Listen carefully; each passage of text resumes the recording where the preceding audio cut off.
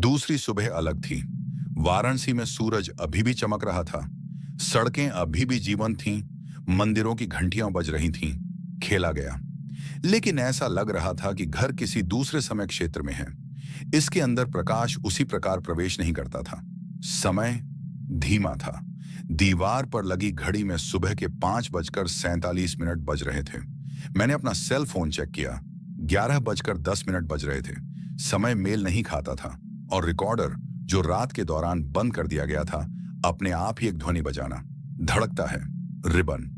3 बार। हमेशा 3। दस्तक किसी दीवार के अंदर से आई, मानो कोई जाने के लिए कह रहा हो। जैसे ही मैं कमरे की दीवार के पास पहुंचा, मुझे कुछ और आवाज सुनाई दी। एक फुसफुसाती, लगभग अगोचर आवाज वही शब्द दोहरा रही थी। छो दो, मुझे जाने दो। दीवार में देखने लायक कुछ भी खास नहीं था। लेकिन जब मैंने कान लगाया तो आवाज साफ सुनाई दी, जैसे गाड़ी के अंदर एक दबी हुई चीख। मैंने अपना परिवेशीय ध्वनि मापक उपकरण उठाया। मैं जानना चाहता था कि क्या यह कुछ हस्तक्षेप था या शायद कोई बाहरी स्रोत था। लेकिन जब मैंने माइक्रोफोन को सही स्थान पर रखा तो डिवाइस बंद हो गया।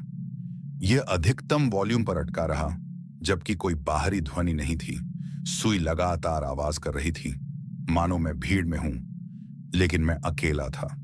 अकेले रोती हुई दीवार के साथ। मैंने घर में पुराने पौधों की तलाश की।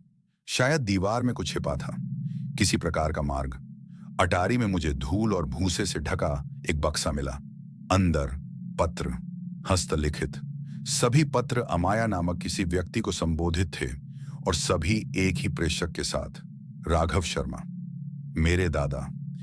मुझे कभी पता नहीं चला कि वह वाराणसी में रहते थे। पत्रों में घर के निर्माण के बारे में बात की गई थी।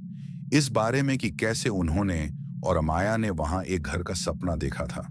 लेकिन जैसे जैसे पाठ आगे बढ़ा, स्वर बदलता गया। राघव ने अजीब सपने और आवाजें सुनाई, दरवाजे जो अपने आप खुल गए, और अंत में उसने कुछ ऐसा कहा जिससे मुझे पढ़ना बंद करना पड़ा।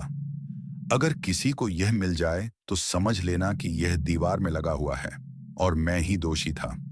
मैं वापस दीवार के पास चला गया।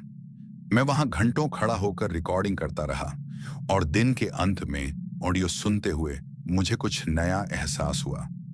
आवाज ने मेरा नाम फुसफुसाया, सिर्फ छोड़ो नहीं, लेकिन छोड़ो देव। दीवार के अंदर की वह चीज मुझे जानती थी। अगली सुबह एक पड़ोसी ने दरवाजा खटखटाया। एक बुजुर्ग सज्जन, गहरी आंखों और विनम्र मुद्रा वाले।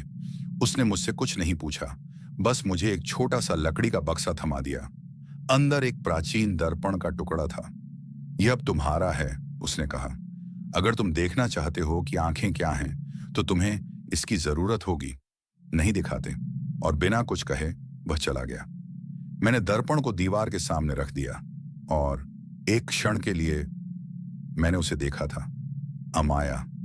वह मुड़ी हुई थी, उसकी आंखें खुली थीं, ईंटों के बीच फंसा हुआ, और फुसफुसाते हुए, तुम वापस आ गए, मुझे फिर से यहां मत छोड़ना। मुझे अभी भी नहीं पता कि मैं सपना देख रहा हूं या नहीं, या फिर यह घर मेरे दिमाग के साथ खिलवाड़ कर रहा है।